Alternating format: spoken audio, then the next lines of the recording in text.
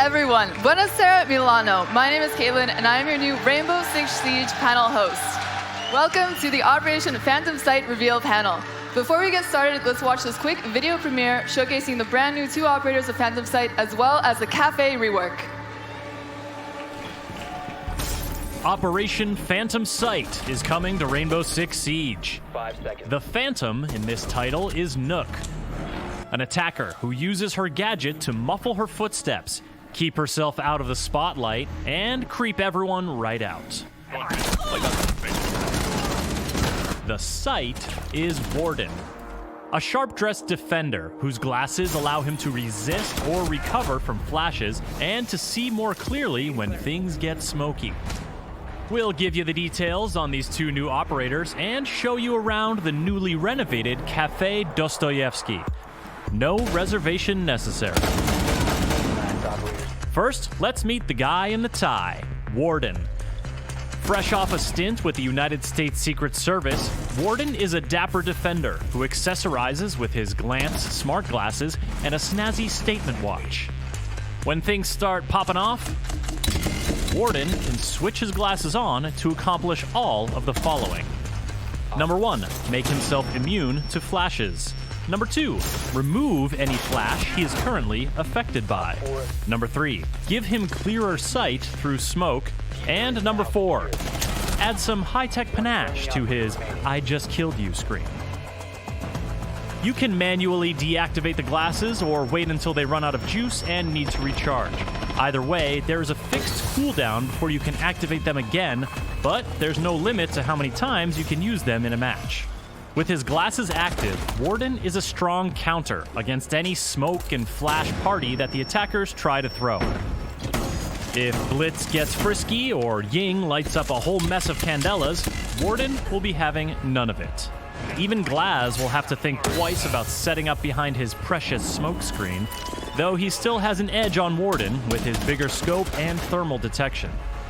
Note that the smoke filtering feature on Warden's glasses is less effective if he's moving, so picking smart angles and repositioning quickly are vital to making the most of his gadget.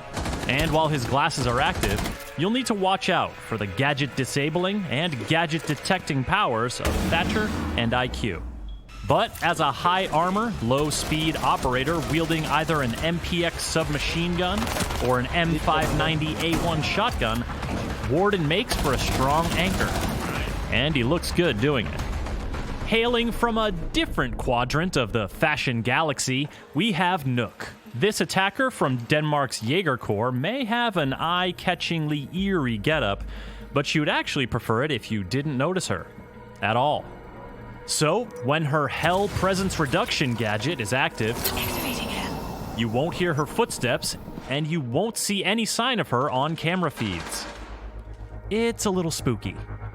And with all the different potential camera feeds available to defenders these days, Nook's ability to hide from them all is all the more alarming. Her gadget runs off a recharging meter, like Warden's glasses, but unlike Warden's glasses, there's no required cooldown, so Nook can turn her gadget on and off and on again whenever she has the juice to run it, giving her more tactical flexibility.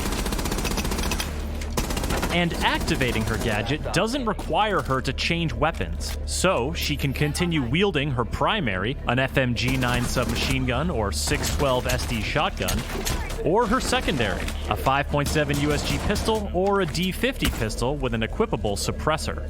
This makes Nook a formidable flanking and fragging threat, though, like any operator, she has her limitations.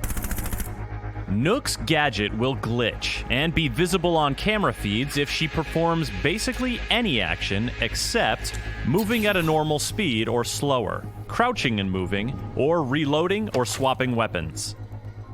You can also keep an eye out for environmental clues, like breach debris moving of its own accord. Or you could take a more proactive approach and throw down some barbed wire. Nook will glitch while passing through it.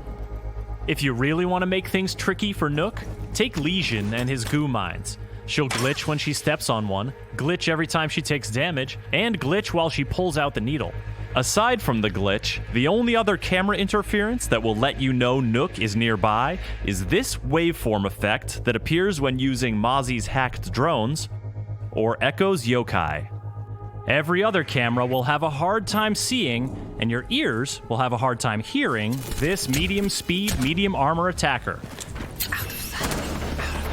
Team Nook up with a roamer hunting operator, or take her on a sneaky flanking route, and you've got a powerful new way to unsettle the defending team. The map you've been seeing here may look familiar. It's Cafe Dostoyevsky, or Cafe to its friends. The Siege team has renovated this lovely 3-story gathering spot, creating new bomb sites, making old sites more viable, and generally sprucing things up for more balanced encounters. For example, enter through the new reception area and you'll find a stairwell has moved, opening up new possibilities for opening up the reading room. The kitchen area has been extensively remodeled and given a festive touch, and there's even been some light roof work. The shiny new cafe map will replace the old cafe map for free when Operation Phantom Sight launches.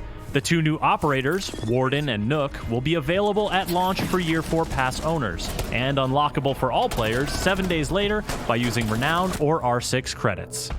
For more on Rainbow Six Siege, subscribe to this channel and visit us at news.ubisoft.com. I am joined now. Very nice. I'm actually much more excited now to talk about Operation Phantom Sight, as are these 2 fine gentlemen. We have here Alex Karpasis, our presentation director, as well as Maddie Tieb, the level designer who headed the cafe rework.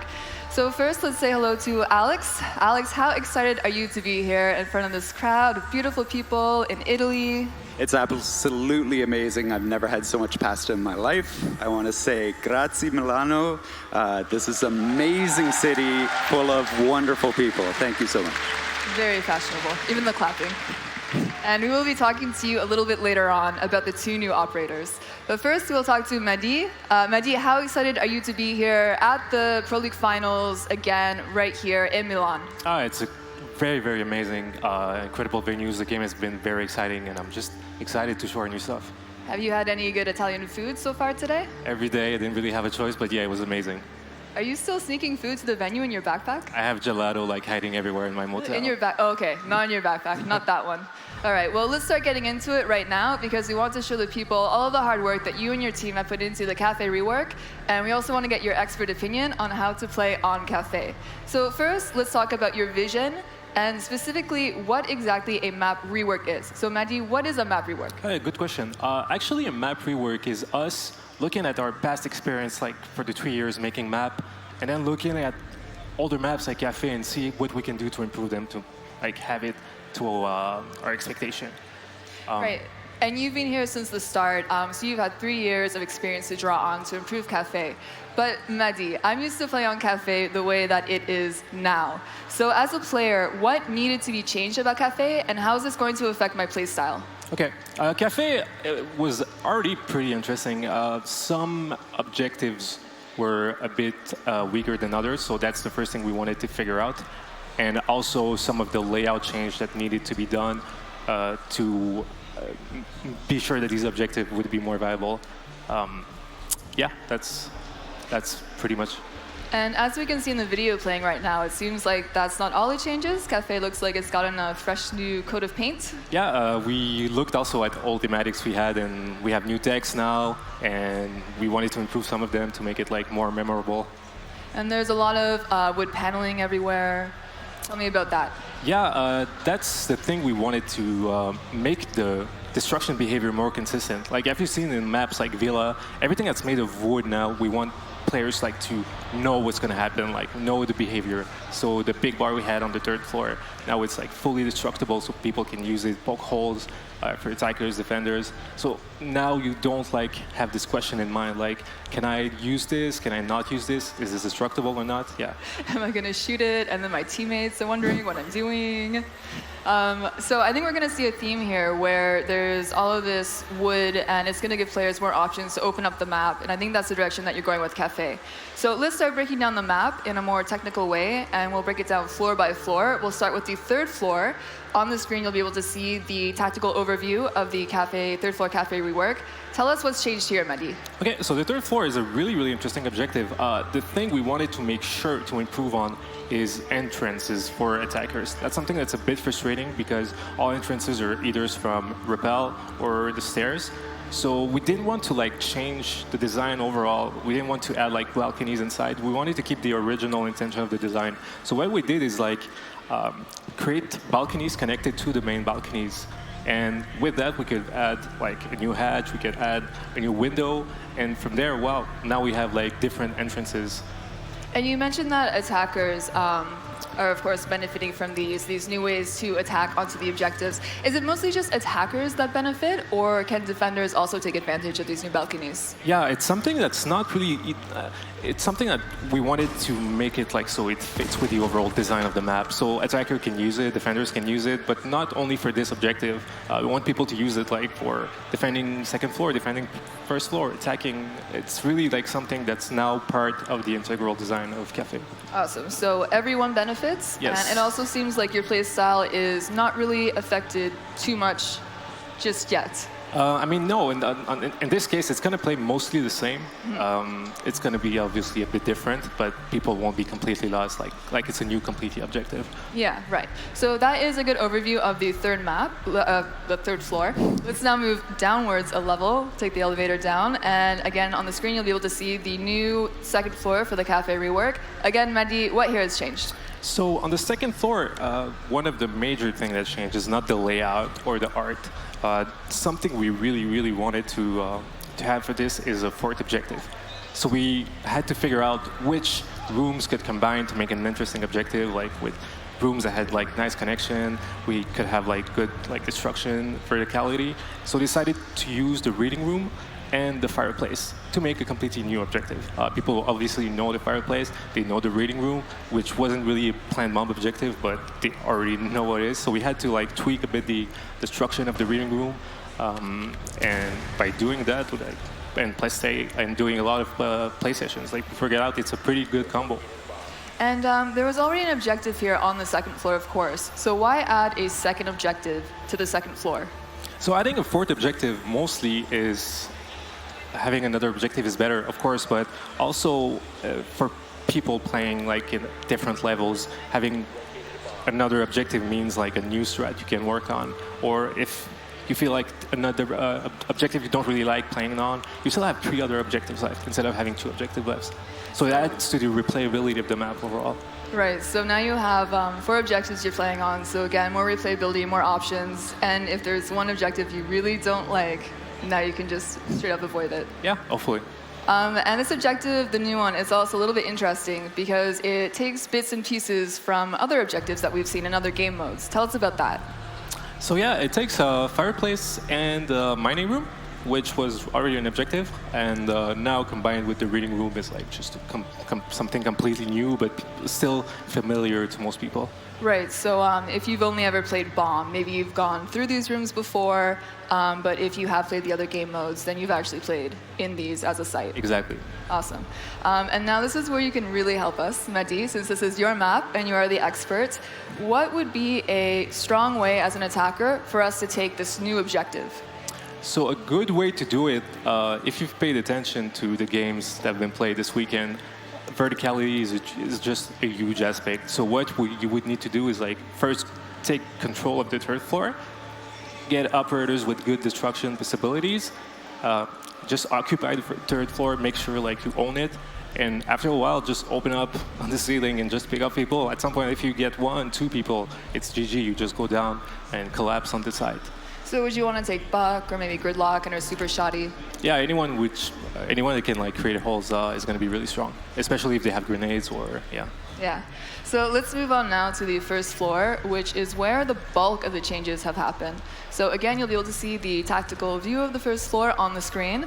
Mehdi, walk us through the changes. Yeah, first floor is what we first started working on. The first thing we wanted really to figure out was what do we do with the breakthrough objective. it's like an objective that was kind of problematic, and we really wanted to fix. So the first thing we did was take the objective from the bakery and place it into the kitchen. So what this does is that players now have to actually commit into the building. We didn't really like the gameplays of people like staying outside the bakery and then like people getting rent out, and like it was like the same games after game. So that was a no-no for us. So by doing that, we decided to like reshape the layout of the kitchen, and we made it slightly bigger, and we also like changed the flow of the main floor, so people have to go through the main entrances, which wasn't really used too much. So that was where like a good amount of the changes were. And so people being able to dance outside of the bakery, kind of endlessly waiting for something they can take advantage of, was that the main problem with this first floor objective? Yeah, that was one of the main problems, which was like really annoying for defenders. And also for attackers, it was mostly the same game after game. There wasn't a lot of variety in gameplay. Now with this new kitchen, like there's loads of ways. We added like destruction over the kitchen. So from mining, kitchen, you have destruction now. You can use also the bakery still works. I mean, you can still get in and take control of the bakery and get into the kitchen, but you're going to need to commit a bit more. So given that now attackers actually have to commit to their attack, can you help us out again and give us a strong but safe way to take this first floor objective? Absolutely. What I would do with my team is go again, take control of the second floor, because now we have this new destruction. And once you do that, like you try to see if you can like clear roamers, and when all is done, if it's done properly, you can start making your way down and like figure out where you want to attack the objective from. So would it be advantageous to have one of those roamers, maybe Nook, for example, going on the first floor while everyone else descends from the second floor? Nook would be actually really interesting to use in this strategy, yeah. Awesome. Well, thank you so much, Mehdi. It's been a pleasure. That was the first look at the new Cafe Rework. It is diversified and open with so many new ways to play on it. Mehdi, it seems like you've done a really great job at not just giving attackers and defenders alike more options to play on this map, but you've also just overall made the map more fun to play on and less stressful. Yes, it's a lot more fun, lots more varied, lots more replayability, and like it's not just me, it's like the whole team worked on it, and like it was just an amazing job overall. Awesome. So whether you are new to Siege or you have 200 hours on Cafe alone, the Cafe Rework will be available this Tuesday, May 21st on the test server.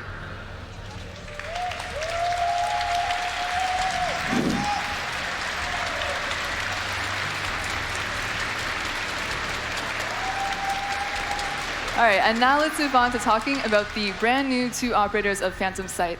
I'm going to change things up a little bit first and talk about their development process, which was the operator cells. So, Alex, can you talk to us about this? Sure. We actually talked about developer cells a little bit way back at the SI. We're changing the way we're making the game, and this is actually the first result of that. You see, Nook and Warden are the first operator cell we put into commission for the team. So let's start with Nook then, out of Nook and Warden. Nook is a bit of a mystery character. Absolutely. Who is she? She's someone we don't know a lot about and a lot of her is mysterious. You'll find that a lot of her record is redacted. Only really Harry knows who recruited her. Do you know her name? Is that redacted? I know her name. Oh, really? Yes. They told you her name. But I encourage you, if you want to find out more about her, look over the patch notes, look over her bio, kind of pour through the material and connect the dots. Okay, so go through the patch notes with a finely tooth comb. Yep. Or just wait for someone to figure it out and post it on Reddit and have them do the work. That's an option too. Okay, so yeah, as we can see, Nook is very dark. She is kind of terrifying, as we saw in the video. What kind of mindset do you have to be in to play Nook? So Nook is our lone wolf operator. She's anti-intel. Her gadget lets her move between cameras without being spotted if she's being careful, and that suppression of sound lets her surprise the other team. So you want to play her as a flanker, communicating with your team and making distractions. So Nook comes with a headset. Part of Yes. her strength is that she is kind of anti-intel and can relay information to her team with her sneaky ways. It's a high skill ceiling for her, so communicate with your team, absolutely. Okay, lone wolf with the headset. And yeah, we saw from the video, her gadget is the Hell, and it gives her partial invisibility. why is that being introduced now? So this ability was actually something we thought of back when we were making Nookaby, but we actually found that the defending side didn't really have enough cameras to make it viable. So now when you see a Maestro, Valkyrie, the bulletproof cameras, it suddenly makes a lot of sense to have a character on the attacking side that can avoid these. So it's a bit of a catch-22. Nook is strong against multiple cameras, but then you also need many cameras to shut her down. That's it. And let's take a look at her loadout now. So her primary is the FMG-9 as well as a shotgun, and then her secondary is the it's a USG as well as a very special D50. That's right. So the D50 now has the option to come as suppressed, which kind of fits well with her kit. So let's say that I'm picking Nook, which honestly I probably am going to. And I take the SMG for primary as well as the D50, of course. Of course. Why wouldn't you take the suppressed D50? How do I choose when to use each gun on attack? Well, it's a question of lethality and range. So if you want to be really lethal in that close quarters to medium range, use the SMG and then switch over to the D50 when you want to have that longer range, longer line of sight. Right, so maybe if there's a trap in her way, down a long hallway. That's what you pull out. And does swapping your guns, does that bring her out of stealth if you're going between the SMG and the D50? Nope. So while you're in stealth, swapping keeps you super sneaky. Oh, but shooting the gun. Shooting the gun will make you glitch on cameras, yes. Okay, that makes sense. But not swapping the gun. Nope. What if I just put it in my pocket? That counts as swapping. Oh, so we're good. All right. What if I have them both out at the same time? No. That's just crazy talk. Okay. And then her secondary gadgets is the Claymore or a breaching charge. Kind of the same question. How do I choose which one to take? Yeah, it depends on the approach you want, the map you're on. If you're using the breach charge to kind of flank from far away, don't make too much noise with it. It gives you an element of surprise. Otherwise, take the Claymore. It's your best friend. It'll watch your back against any defending roamer. Nook doesn't really seem like she has any best friends, so it kind of makes sense. It's kind of fitting that the Claymore is just her best friend. Absolutely. Although she seems like the kind of person who names her guns, you know? Hey, you can read into her as much as you want. You can start making your own story for Nook. I'm gonna find out her name. Yes. So yeah, if you want to have someone watching your back, take the Claymore, and if you want to attempt some solo cap tomfoolery, then go for the breaching charge. That's it. Awesome. So let's say that I'm playing Nook. She's great to play, but now I keep seeing the attacking team is choosing Nook, and I want to shut her down. Right. So now what do I do? You told us her strengths. There has to be a downside to picking her, because it doesn't really seem like there is one. It seems like as long as you're smart and you communicate with your team, she has the headset, that there isn't an operator that directly counters her. So the best way to counter a Nook is to make sure you know where she is at all times. So you want to bring out barbed wire. You want to place it in front of cameras so that she does glitch or she has to deal with that gadget or move away from it. So operators like Frost or Legion. Trap operators are great too. If she steps on a goo mine, she's starting to glitch until she removes it. And Frost, of course, is great too. And we can see Clash on the screen right now. How does Clash counter her? So Clash is twofold. You get intel. You can see Nook even when she's as a person roaming the map. So if you can get eyes on her, that's great. And then if you start tasing her with a shield, she'll light up on the camera as well. Yeah, what does that look like? Do Clash players have to bring a pair of sunglasses now against Nook? No, it's perfectly fine. All right, awesome. So that is Nook. Again, she's a very dark, mysterious, terrifying character. Yes. I can definitely see her silently stalking you in the night. Let's move on now to the character who would probably rather have all of your eyes on him. Both of your eyes. Right. Everyone's eyes. Everyone's eyes on Warden. Right. Who is Warden? So Warden is a really experienced Secret Service agent. He has 30 years plus history of protecting government officials, even President Baldwin. So he comes to the Rainbow Six team with a lot of knowledge. Yeah, we can tell by the art here. He looks very posh, very secret agent. He looks a little overconfident, but also that he can back it up. Is that how he plays? Absolutely, yeah. He's got the intel, he can hunker down as an anchor and protect the team and give them a lot of good communication. And his gadget is the smart glasses. We also saw in the video that he was going for his watch. Does he have 2 gadgets? Is it? So his watch actually activates his smart glasses, and that's what cleanses the flash, makes him see through smoke, and look really stylish. And you gave us an interesting fact for Nook. Do you have one for Warden? Sure. Actually, the team was working on a Jaeger alternative when they were first working on Warden. And actually, the more they actually played around with it, they found that it was more interesting playing with the effects of projectiles than destroying the projectiles themselves. So he kind of morphed away from an alternative to something special on his own. Yeah, he's quite a different operator now. Awesome. So let's start taking a look at his loadout then. For his primary, he has the MPX and a shotgun. And then for his secondary, he has an SMG and the P10. Yes. Tell us about this, with special emphasis on the P10.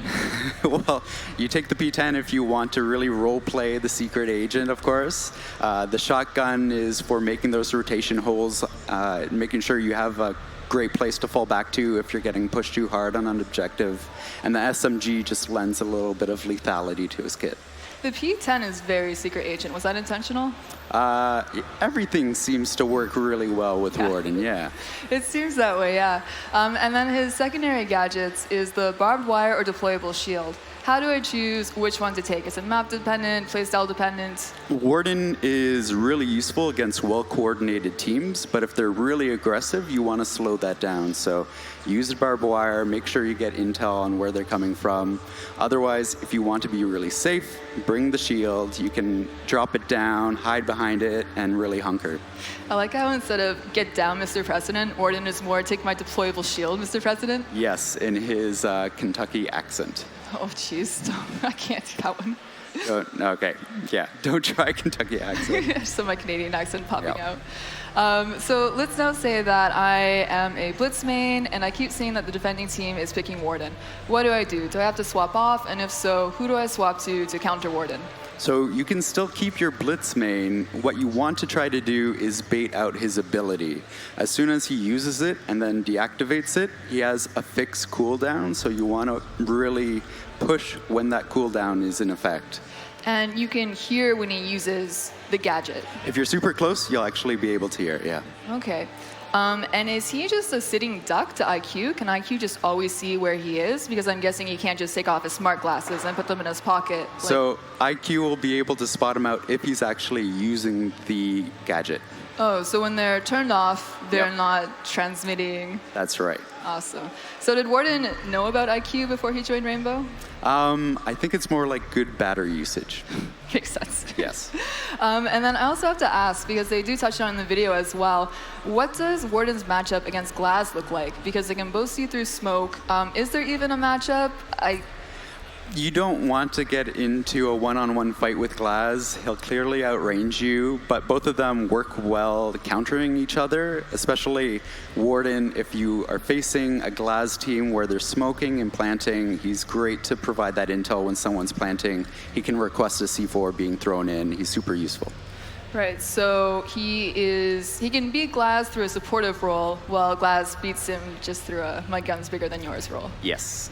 Awesome. So that is the first look at the brand new 2 operators of Operation Phantom Sight. They will both also be available this Tuesday, May 21st on the test server.